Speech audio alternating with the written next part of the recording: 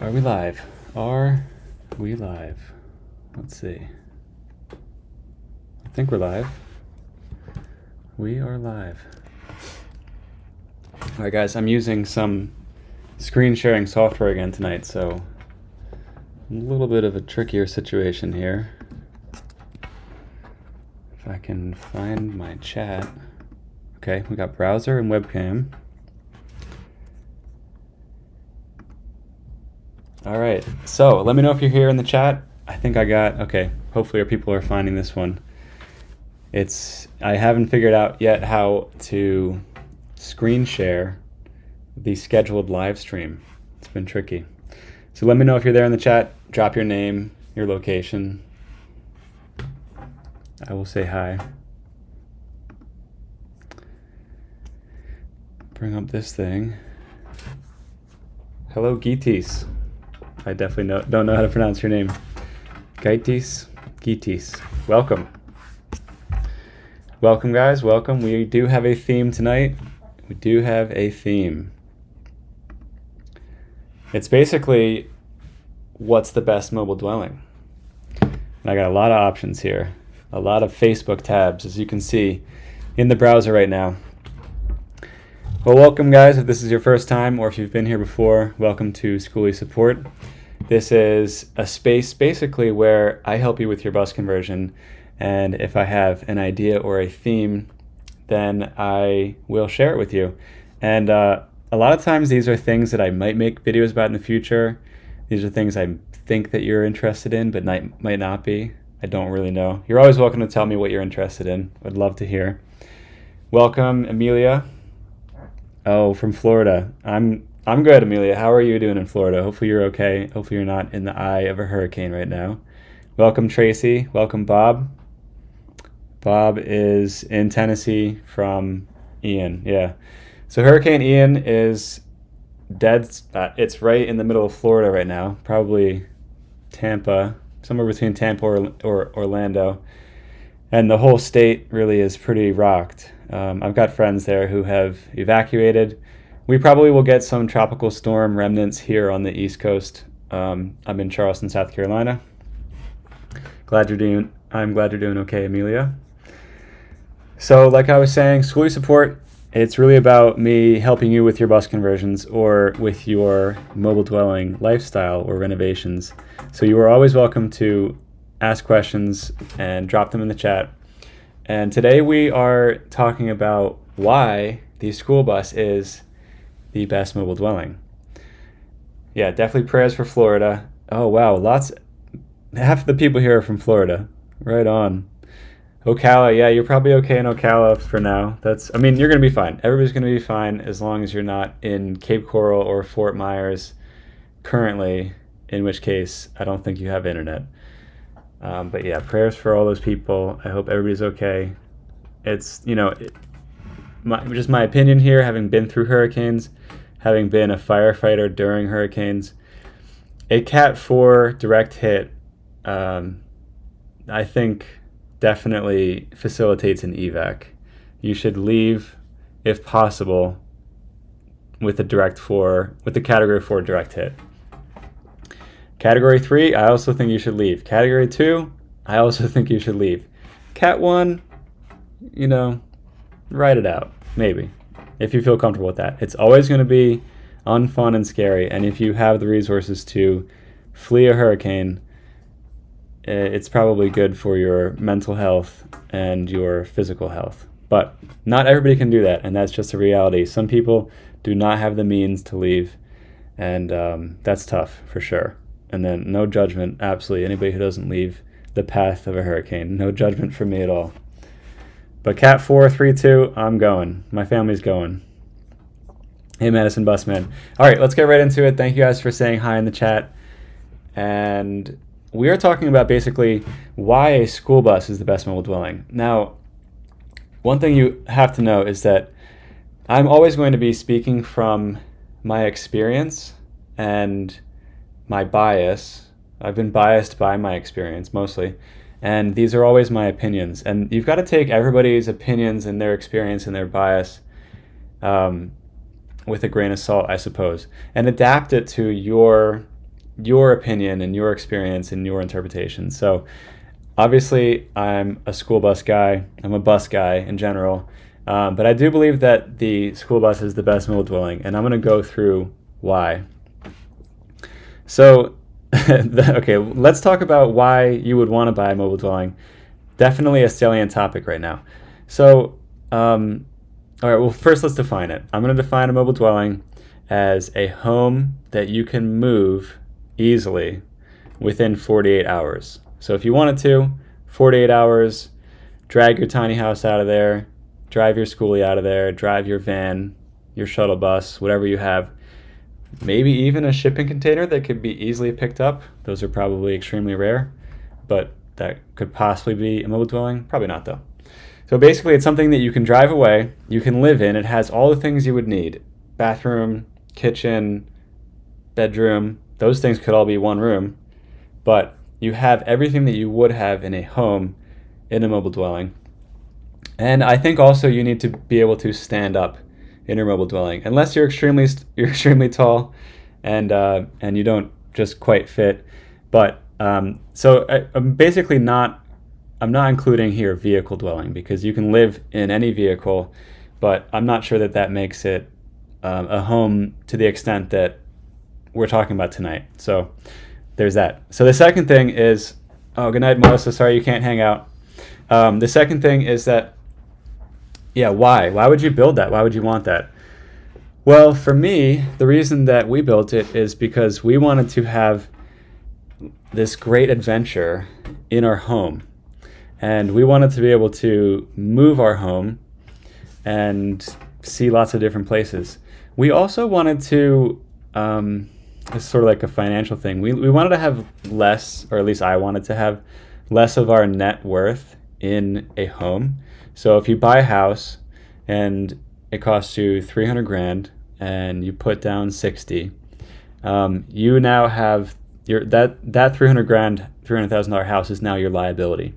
And you can't necessarily invest that money. And I'm somebody who's trying to always make money work for me. So it was actually in my mind. I was like, well, if we can do a bus for $50,000, then we could take our house, which is an asset, and rent it out, which we did. And then we will have less of our resources in our home. It'll be in our school bus home, which is cheaper.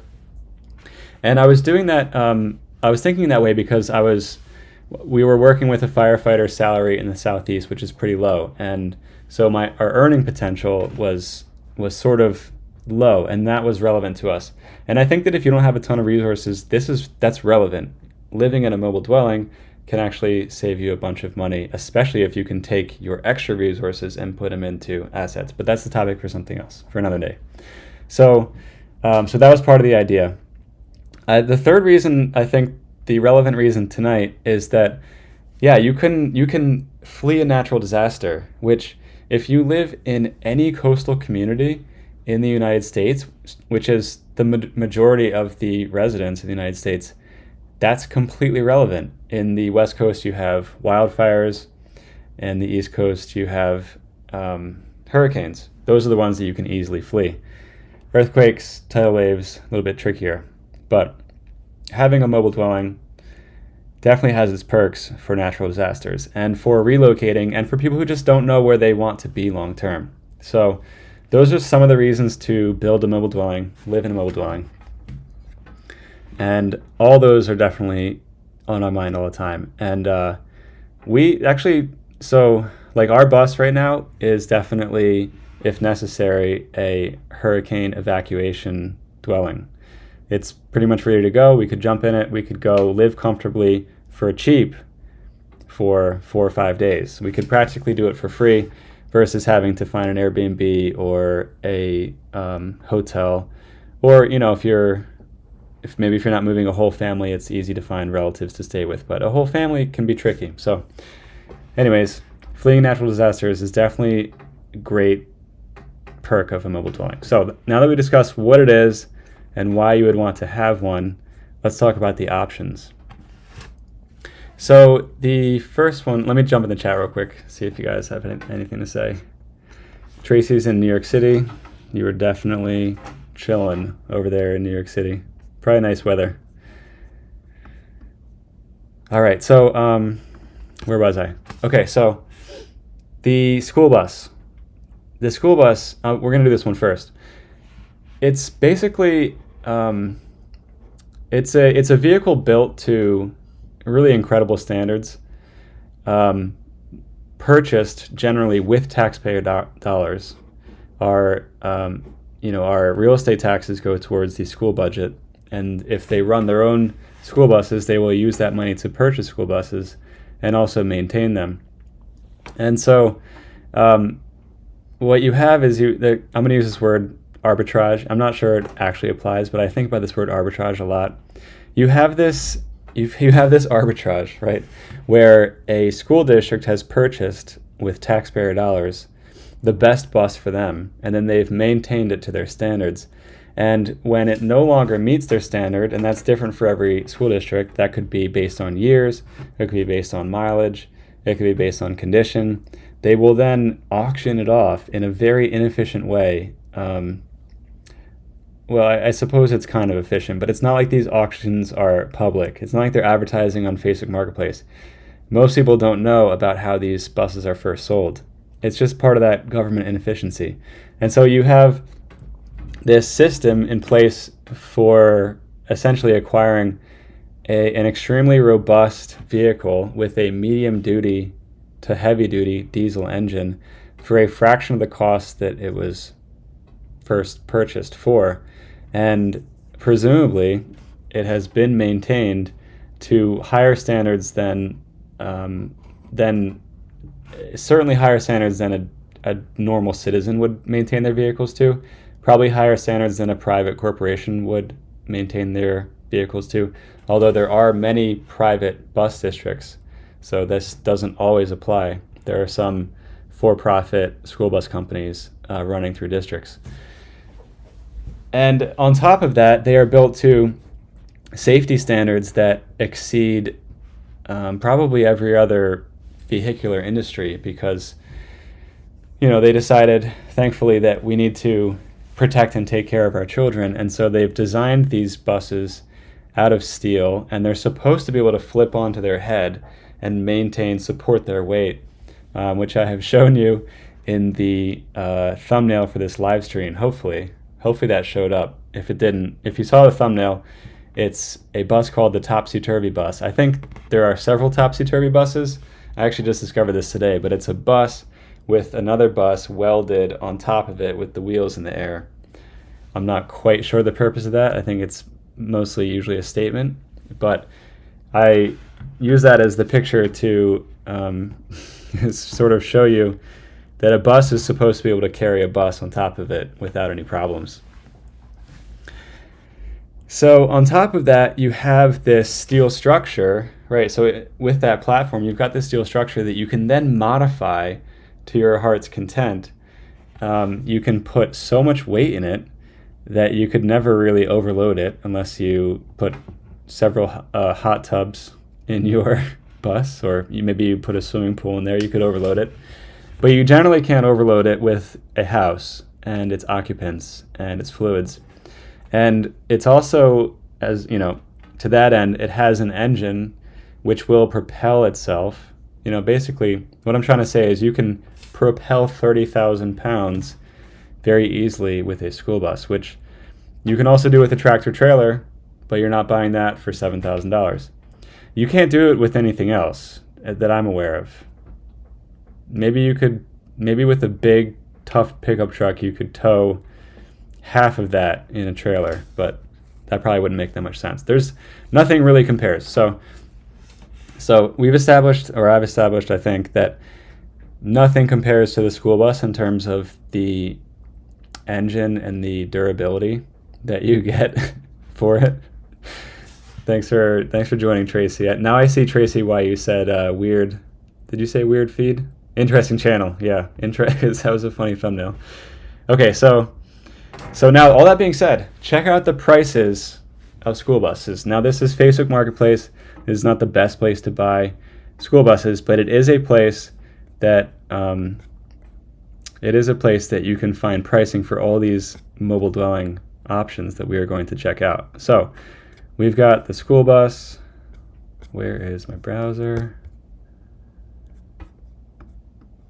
Where is that? There, okay. So we've got the school bus. Look at this, guys. Median price for a school bus, and this is from the private market. It's not from the district. It's below $7,000 for all these options. Well, that's kind of slow. Sorry about the slow internet. So like, look, this is a high top, just under 40-foot front engine bus. It's got a DT466 with an Allison transmission. And this is an incredible combo. If you really think about it, it's worth way more than $7,300 once we get into the other options. So median price school bus, $7,000. I'm just making that up, just looking at these prices here, but it's probably lower than that. Now let's go to the next option. We've got the coach bus. So the coach bus has been built to similar standards in that it has a very robust engine, oftentimes even more so than the school bus, just because it can carry more weight. They can be longer. They're going to carry luggage. They have 2 axles in the back, which means that they can also support more weight. The downside to this, although there's some upsides, it has a taller ceiling. So if you're a taller person looking at a school bus and you're like, I just can't fit in there and I don't want to do a roof raise, coach buses have significantly taller ceilings. They have bang-up engines. They have an incredible amount of storage, but they can't really be modified in the way that school buses can. You can't cut them up. You can't change them, so to speak. Maybe you don't want to. Maybe actually a coach bus is right for you. I think coach buses are fantastic. And if we look at this one right here for $22,500, while that is 3 times the price of a school bus, you get a lot in here. I don't know what this engine is, but I bet it rocks. So you get all that storage, you get all that headspace, you get all that space to build in. They are more complicated, they are more expensive, but they're kind of awesome. I just don't think that they're better for everybody than a school bus because they come in mostly one size, 40 feet, sometimes 35 feet. School buses come in all sorts of sizes, and they are significantly cheaper. If you have a family of, 2 parents and 4+ kids, coach bus, do it. Number 3 option is the transit bus. I didn't actually find many Facebook Marketplace transit buses, so I came here to Public Surplus, where you can go to Motor Pool and you can go to transit bus and you can check out the options. So if I look at this, for example, this 2008 Gilligan high floor, I don't know what this is going to sell for, but it's probably not going to sell for all that much. Now, if you can see these details here, you will find that while the average school bus probably retires around 200,000 miles or maybe even below, the average transit bus is going to be way higher. This one it just says the mileage is over 50,000 miles. So you are buying a much more, basically the issue here is that when a transit authority is ready to auction off a bus like this bus might be done. They say the condition is poor. They've been using it to donate parts to other operational buses. You're often buying big projects when you're buying a transit bus. On top of that, are there pictures here? There's just more complicated things going on in a transit bus. Not always the case. Like this 2008 Gillig. Well, yeah, this is a 2008 Gillig from California. It's going to have all kinds of emissions equipment on it that you might not be able to pay to maintain. And there's going to be more complicated electrical systems in it. So it's just a different ballgame. Also, if you look right here, hopefully you guys can see my cursor. It's got a Voigt transmission. This is a German transmission that gets imported, and I think it's good for many years of transit service, and I think that transit companies know how to work on it, but apparently you can't really find anybody to fix a Voigt transmission. So sometimes they have weird transmissions. We really exclusively want Allison transmissions. There's a robust network for taking care of those. So that's the transit bus. Now we have the shuttle bus. This is an interesting one. I do think that there's an arbitrage here as well, because tons of churches and other establishments buy shuttle buses to move people around, and they may or may not take good care of them. But when they sell them, they definitely could be had for cheap. So this particular one is close to the price of a school bus. Of course, it's much, much smaller than most school buses. It's got a Ford Powerstroke 7.3 or International T444E, same engine, and only 78,000 original miles. If you don't want a big, tough school bus and you want something different, something more van-like, but not a van because it's got more interior space and more of a wide, tall building area, a shuttle bus is pretty sweet. The thing is that you just don't get that district maintained peace of mind, so to speak. You just get more of a mixed bag, and prices tend to be about twice the price of a school bus. A good one, like a good shuttle bus, will be 15 grand. Look at this little cutie. And a good school bus, like I said, will be like 7 grand. Oh, I like that thing. I like this little 7.3 Powerstroke minibus. I'm getting distracted here. Kind of like this thing. So anyways, that is the shuttle bus. Next up, we have the box truck. The box truck is an interesting one. It's got a super tall, wide, square building platform, which has a ton of perks. If you have built out a school bus before, you would know that the curvy ceiling and the curvy walls, the sometimes curvy walls, can be quite tricky. And a box truck, while I have not built one out, and I'm sure there are other tricky bits to it, definitely is promising in its own way. So you've got these box trucks that are built on Ford van chassis. This one is built, well, we got two here. We got one built on an F350 and one built on an E350. It's got a 16-foot box. You can do a lot with that tall square space. And I like these Isuzu NPRs as well. This is doesn't say how long it is. Love the culture of Facebook Marketplace. Like it matters to us that we know how long this box is, but they're like, maybe they'll ask, maybe they won't. So that's the box truck. They're used for commercial purposes, which means that when you retire them, they're probably done, or you're going to try and get top dollar for them. So once again, a mixed bag, but the box truck and the step van as well, an interesting platform. So now we have the van. So obviously there's the E350 with the high top. Let me just check in the chat, make sure everybody can hear me and can see everything okay. I have too many windows open. Too many windows. Okay, looks like you guys are following along.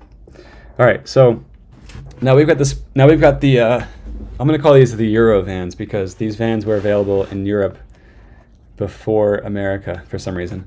And so we've got, first of all, we've got the T1N Sprinter. The T1N Sprinter is it's the only pre-emissions diesel that gets fantastic mileage out of the van options. And because it's older, I think it was like 2001 to 2006 or 7, you can get these for cheap, but they're still not cheap at all compared to school buses. Like here is this one is a passenger van, so it's not even really that useful for us, which is probably why it's selling for less. Oh, they've blacked out the inside, made it into like a little party van or something. So they can be had for cheaper, but they're still like, a good one is still 15 grand plus. And it's okay. So this is a bit of a build out. So 27 grand for a pretty beat up build. Let's try and find something else. So the first generation spinner is called the T1N.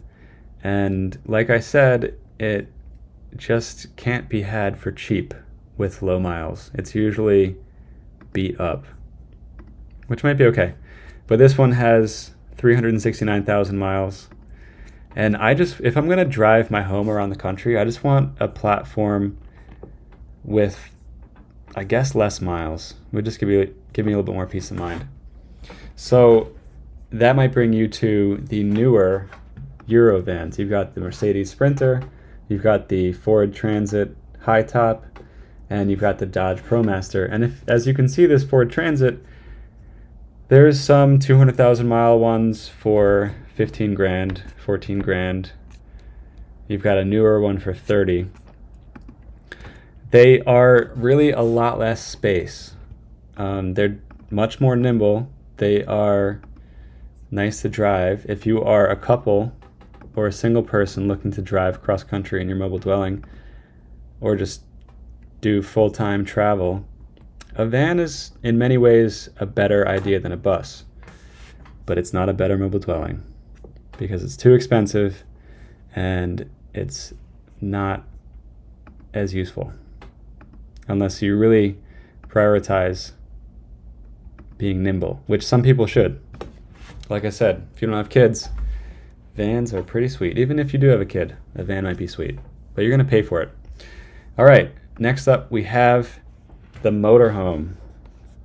Now, I think we in the Skoolie world, we definitely dump on motorhomes a lot.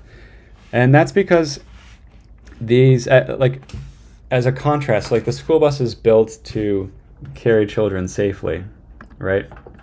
And the motorhome is it's mostly built for profit. It's built for recreation and fun and profit. And so the standards are completely different. They are really only built, most of them are built to be used for 10 to 20 years and then they're obsolete, which is why they have RV parks with standards and ratings that say your RV cannot be over 10 years old, because they don't want falling apart rigs in their nice parks. And I just think that's an acknowledgement of the fact that these things are not made to last forever. They're made with fiberglass, 2x2s, sometimes spray foam insulation. The cheaper cabinetry were just bad hardware for the most part. But that being said, you can get one for $20,000 or $30,000 in quite nice condition. And if it hasn't done 100,000 miles, it may not have fallen apart at all. Like this 1999 E350 for $27,000 is probably good to go.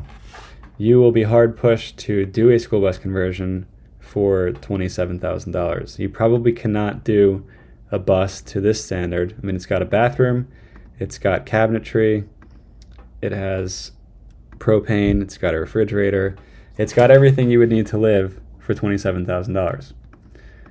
So if you are not one to build out your own rig, if you don't want a DIY project, a motorhome, especially one, I don't know, around 99 to 2005 in fantastic condition, it's not a bad idea. But it's not a better mobile dwelling than a school bus, because you cannot adapt it to your standards and your needs from scratch, which for some people might be a good thing, because not everybody needs to build buses or modify them. Some people really should just go have fun and live and go on an adventure and go on a trip.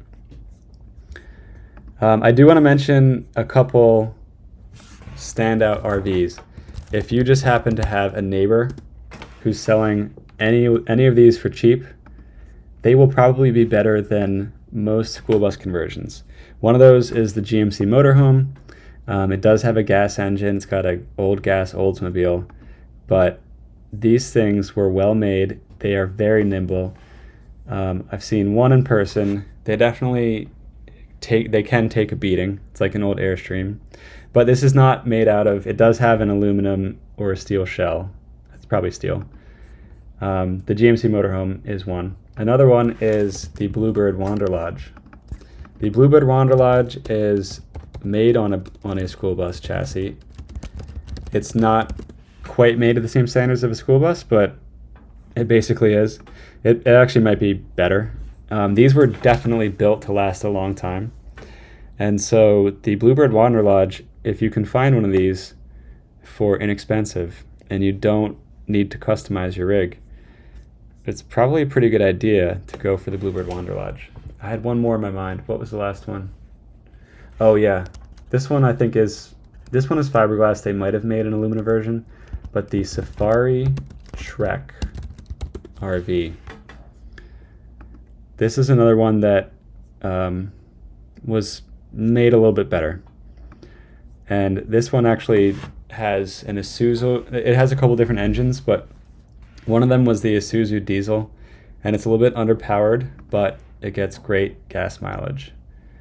And so anyways, I'm just showing you these to highlight the fact that there are actually some motorhomes out there that are special. They might be undervalued. They probably are undervalued compared to some of the not so great ones, and you should have an eye out for them. Next up, we have the travel trailer. The travel trailer is interesting. Most of them are pretty poorly made. Some of them are nice. Like the Airstream is definitely made to a great standard, but you have to have a vehicle that can pull it, which makes this kind of complicated. What are you going to pull it with? How much is that going to cost? How big of a travel trailer do you need? What do you need to tow it with? But if you can go light and nimble, I like that word today, apparently, nimble, like the Scamp, you can tow this with most vehicles. This can be an extremely cheap mobile dwelling. And that's all I have to say about travel trailers. Finally, we have the tiny house on wheels. In many ways, the tiny house on wheels possibly is the best mobile dwelling, not the school bus, because it is the most adaptable. You take a trailer, you build walls, you build it out to your needs. You can put a loft and gain more living space. You can really create the nicest home in a tiny house on wheels. And the fact that this one is on this international truck is pretty sweet. And $98,000 is a pretty penny, but this is really quite nice. So I don't know if I can argue that the tiny house on wheels is better or worse than the school bus, but you're not going to be full-time traveling in it. But you could escape a natural disaster if you had a friend or a truck or a company to tow your home out of the way. And finally, on top of that, I have less experience with this, although I think about sailboats and houseboats all the time and how cool they are. You can get a sailboat for extremely cheap, and that thing just floats as long as it, stays waterproof. And they are very well made, and you can actually sail it, which requires no fuel. Now, I know that it's a little bit trickier than that, and there are some that are very expensive, like this one right here. But wow, sailboats might be the best mobile dwelling out there. We might have to change the topic and thumbnail of this live stream. All right, so do you have any kickback to that? Do you disagree? Do you agree? Do you have any questions about mobile dwellings?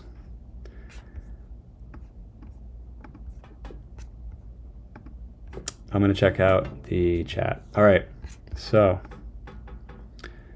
wow, 50 people. All right, guys, hit me with your questions, your opinions. I'm a little bit delayed from the chat because of this live stream screen share setup, but I will still see your questions, so feel free to drop them. All right, let's check in with Tracy. So Tracy, yeah, if you are curious about how to find a bus, my third live stream, Skoolie Support number 3, talks about that in the first 15 minutes. So if you're interested in buses and you want to check out how to find one, you should check out that live stream. There's a lot of info there. Shirley agrees the school bus is the best. Not into vans. Yep, that thumbnail is not photoshopped. It's pretty crazy. And apparently there's several topsy-turvy buses. So Shirley says no to box trucks and ambulances. I don't know, I think the box truck is I kind of like the box truck as a builder. I would love to build in a big, tall, square thing. But yeah, school buses those are probably the toughest. Welcome back, Jeremy, from going on a bear hunt. Welcome back. I love that Tracy is seeing all these for the first time. Like that's really cool that we got to show Tracy all of the mobile dwellings. Wander Lodge, yep. Cars will drive right through an old RV. Yeah, I mean, cars will not drive through a school bus, but an old RV is quite possible. All right, Hutchie's got a 26-foot Bluebird TC1000. I really like the Bluebird TC1000, TC2000, and the All-American as platforms. Like Bluebird, first of all, is just it's just a good name, and I think they make good buses. All right, Laxman asks, if we were to outsource our Skoolie build, who would you recommend best build and best money? Well, I would have recommended Chuck Cassidy. Of course, he's our veteran Skoolie builder, but he has just closed up, or he is closing up his shop. Kelson J. Skoolie builds right now.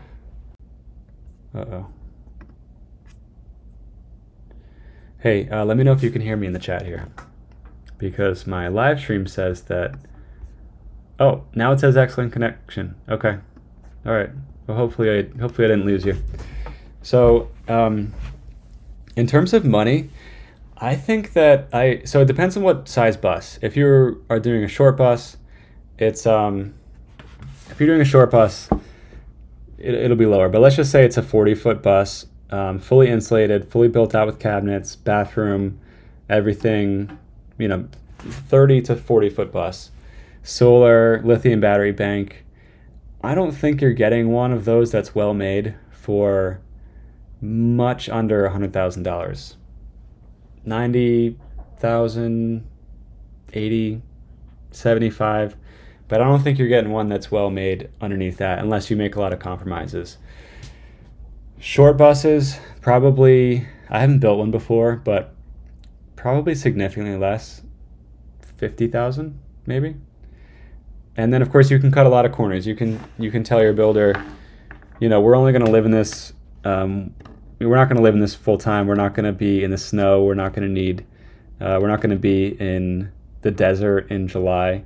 And so maybe we can skip the ceiling insulation, although, I recommend you just build a great bus for resale purposes and for your own enjoyment and comfort.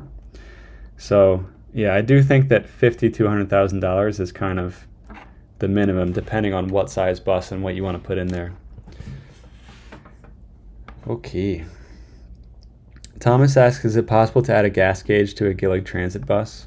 Yeah, it should be. You gotta forgive me. I'm not the bus expert that I should be when it comes to things that I haven't tackled before, like how a gas gauge works. But I'm pretty sure there's a sending unit. And yeah, okay. So this isn't complicated, right? I mean, this is how a tank sensor works. But obviously I'm not recommending you buy any of these random Amazon ones. But as I can see here in the picture, right, so like you just drill a hole into the tank and you've got this thing that moves up and down along this cylinder, and it sends the information to your fuel gauge. So it's not tough to do. But I will let you know that I've got a broken fuel gauge on my Gilligan Phantom bus, and I quite like it. I track my miles. I estimate when I'm going to be, relatively close to empty. I'm keeping an eye on just how many miles I've gone and how many miles per gallon I get, which is close to 7.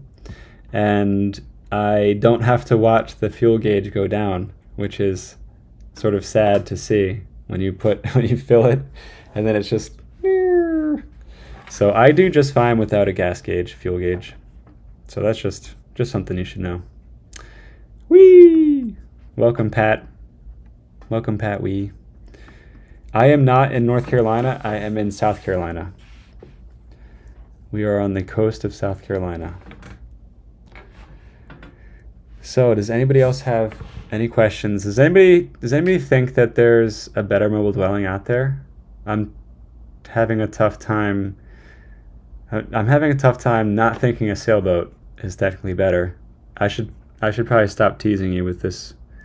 Can you guys see the sailboat in my stream right now? Jeez, I'm having trouble with this screen sharing platform. Yeah, you can. So what do we want to see instead? Let's see a nice school bus conversion. Because this sailboat is taunting us, isn't it?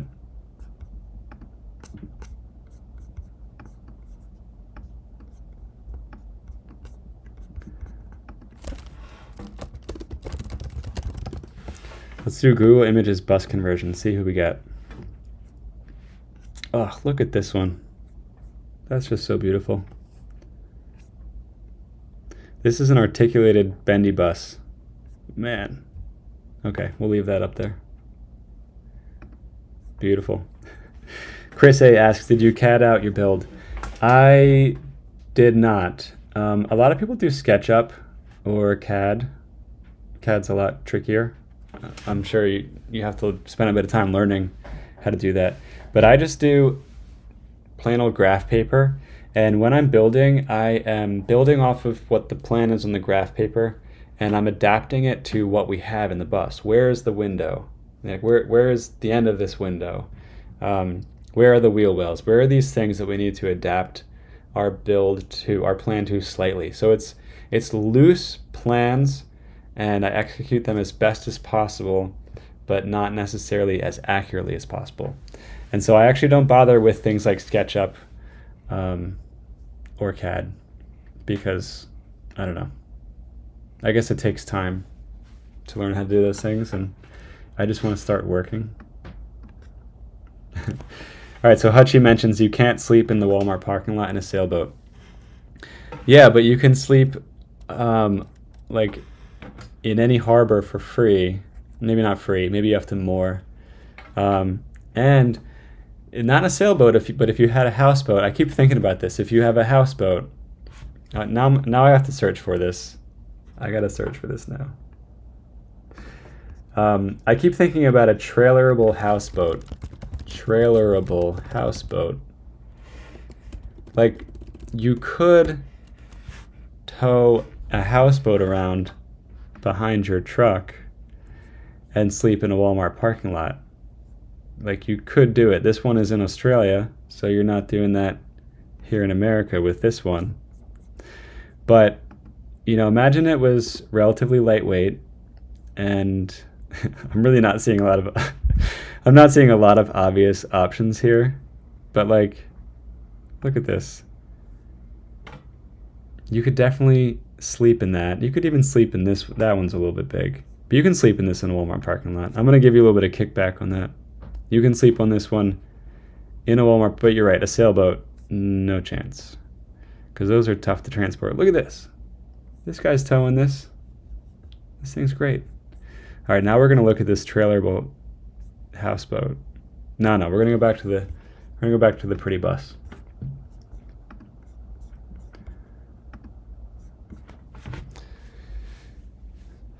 All right, if you think a bus in a hurricane, hey John, yeah.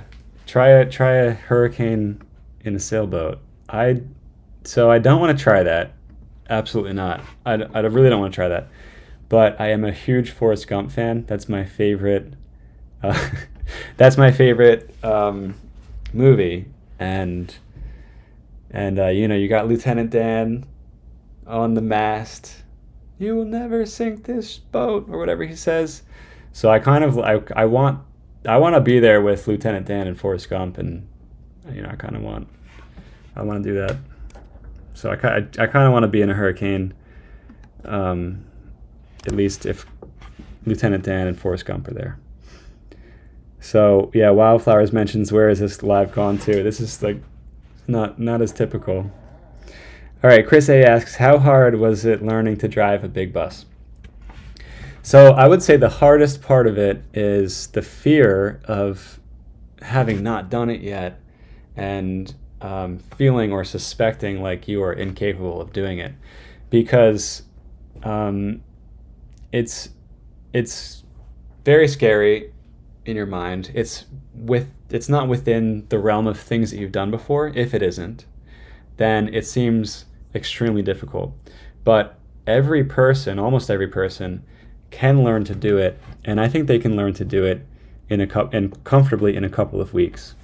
And I think you should go out with somebody who's done it before. Hi, Kelson J. You guys are the winners. You guys.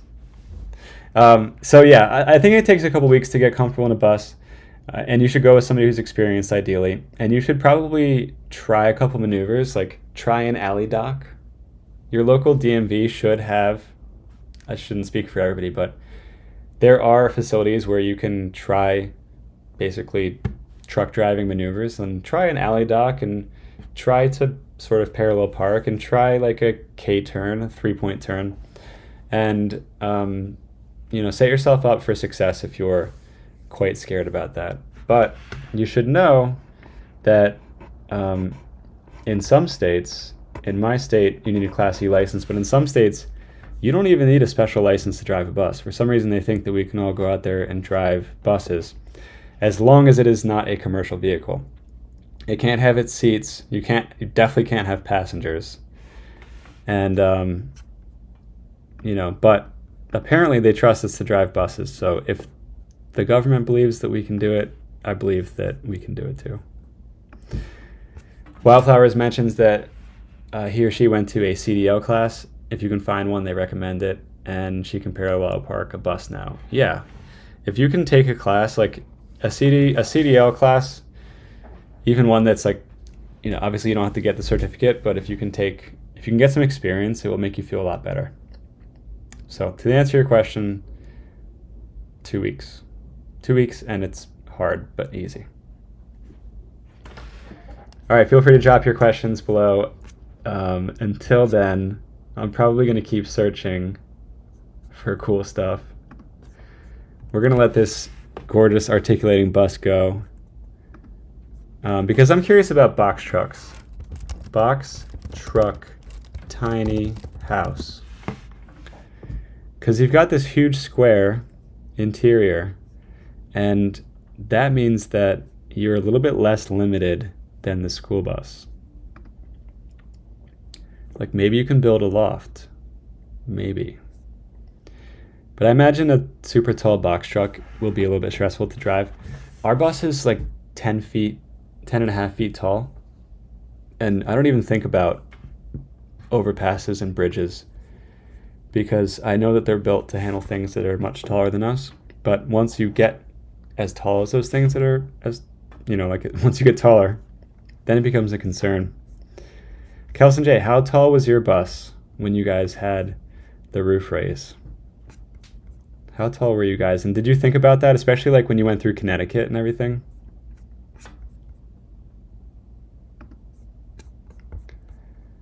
Was it often on your mind? Because I never thought about it too much.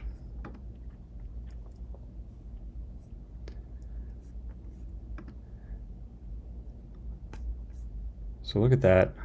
And I will tell you, like, I'm very into, if you guys haven't seen this, oh man, what are they called? The ugly house truck? It's not that at all. The ugly truckling. Oh my gosh, so I'm really into things that are outside of the norms of society. And so a camper van is really a little bit of a bummer to me. And something like this is just awesome. Can you see that okay? We're going to leave the ugly truckling here for a minute because, man, that is cool. We might even watch one of their reels. Yeah, I'm not sure how that shows up for you guys, but man, so cool. So we'll leave the ugly truckling right there. Good night, Hachi. Thanks for joining us. Hello, Javier. Welcome. John M. mentions the suspension in a box truck stinks. Yeah, that's probably so true. I bet you that the ride quality of like a step van or a box truck is going to be rough. Like I don't know how many thousands of miles you can do on that thing before wanting to upgrade it, which is more expensive, of course. School buses are rough too, though. Some of them, if you don't have air ride, they can be very rough. I also have, let me see if I can switch accounts.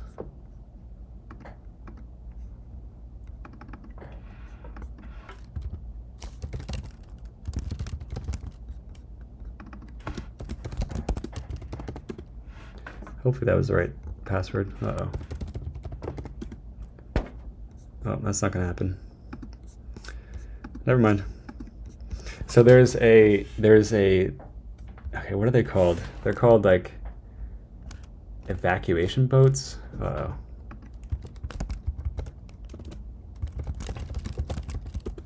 Can't believe I don't remember what these called. Emergency boats. There's a special life-proof boats. There's a special boat out there, and it is for, yeah, here it is. Lifeboat. Okay, lifeboat. Look at this, guys. This boat is inside ocean cruisers, and then the crew gets on and they shoot them off the boat, and then you motor to safety. I'm sure that's photoshopped, but isn't that crazy? So, lifeboat conversion. Look at this. People probably in other countries have turned these into liveaboards. That just tickles me. Look at this converted lifeboat. Like, come on, that's so cool.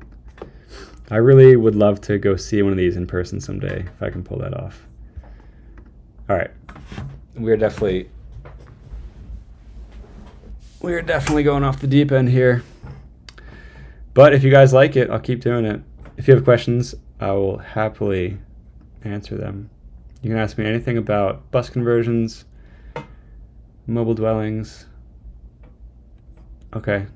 John M. recommends a duck, the old World War II type. Oh, I know what you're talking about. An amphibious. And is it an amphibious vehicle?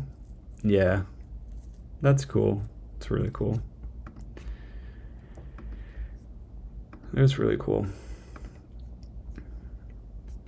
But I want my lifeboat. I want that lifeboat. It just looks so livable. Maybe you can trailer it. W2 duck boat, World War II duck boat conversion. Is that a thing? Wow, this is a long one. I'm also a really big fan of these narrow boats. Narrow boat, England. These are in canals in England. And a whole ton of people live on them. And they look so comfortable. And you really just travel through these canals. Like, what could go wrong? You can go through Oxford and London. Uh-oh, when I said what could go wrong, that's probably what could go wrong. I wonder how that happens. They look hard to sink. Okay. Wow, okay, so apparently it's trickier than I'm imagining. Because you have to go through these, you have to go through these locks where they take the canal water and raise it up for you so that you can travel to a new area. Anyways, the narrowboats of England. Would love to see those. All right. Akib asks, have you ever seen any Toyota bus or coaster conversion yourself? What are your opinions about it? Yes, I'm not well versed, but I have seen Toyota coaster buses in Australia. And I've seen conversions. I think I saw a conversion in real life when I was there, and I've seen pictures of conversions. And the Toyota coaster is a fantastic platform for converting. They come in they can come in 4-wheel drive. They have a little bit shorter of a ceiling, but they often have extremely fuel efficient diesel engines. I think they can get better than 15 miles per gallon diesel, and they can come in 4x4, which would allow you to travel to more places. And I wish we had them here in America. So yeah, a Toyota Coaster I'm definitely into. It's kind of like a really big van, and you sort of have to live to an extent with the windows and with the platform provided to you, but I like them. There are also some Toyota Coaster RVs that get imported from Japan, and those are sweet.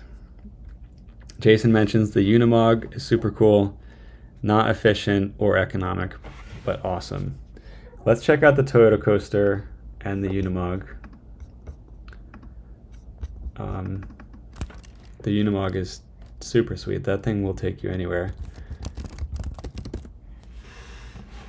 But I'm not going to sacrifice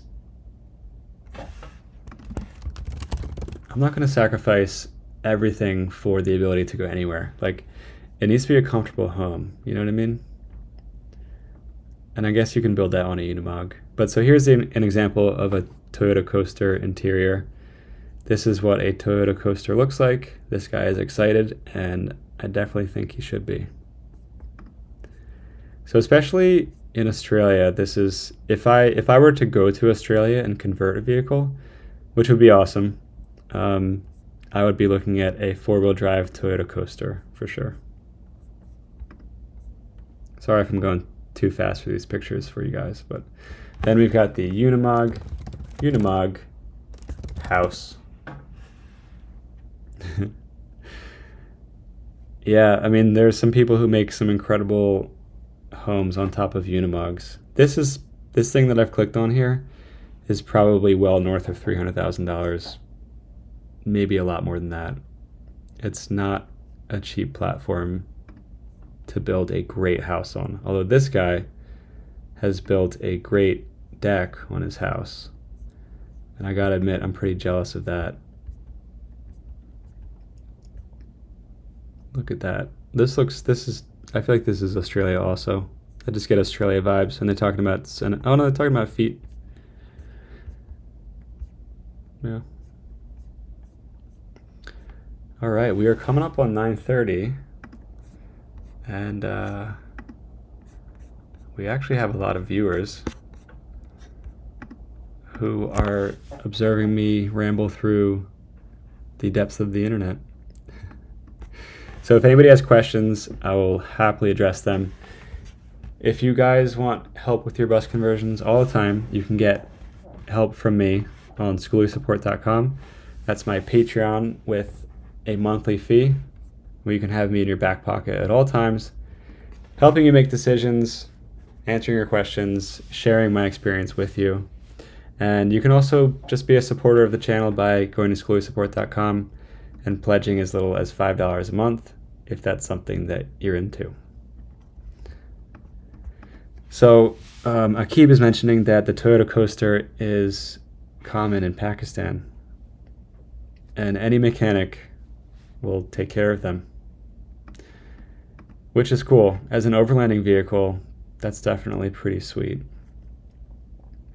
Nice. So Thomas asks, oh, I think I missed a couple questions here.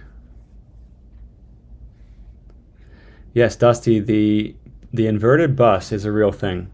The topsy-turvy bus. Google the topsy-turvy bus, and you will see that is not fake. It is real. You can put a bus on top of a bus. That's how sweet a bus is. So Thomas is mentioning that I'm not a huge fan of the Gilligan 40-foot low floor bus.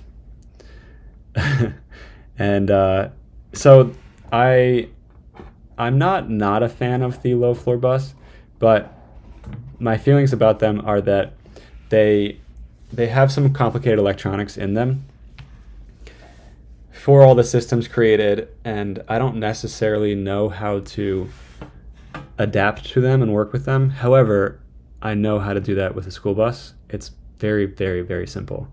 And lots of transit buses are different. So I I just think it's a slightly more complicated platform to start with. And the second con, I'm going to tell you the pros in a second. There's a lot of pros too.